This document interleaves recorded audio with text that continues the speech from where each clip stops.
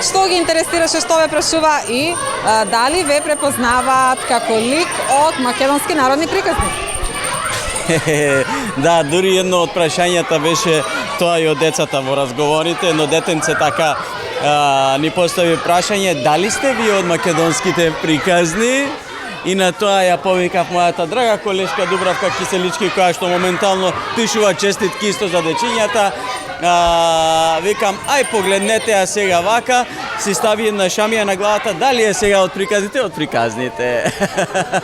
И така, во секој случај една многу убава дружба, многу убава иницијатива и од нашиот театар, а исто и од училиштата тука за една ваква несекојдневна дружба со дечињата и дечињата со нас.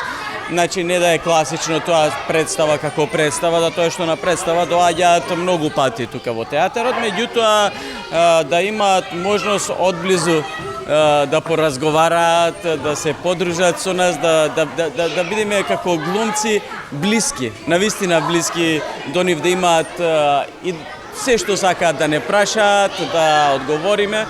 Сега нашето искуство исто доволно добро го искористивме, да не е само класично тоа прашања и одговори, туку сето тоа да го направиме преку една игра, односно тоа требаше да биде како еден час. Нели, мислам дека и во училиште го користат тоа час за театар, за сцена и за така натаму.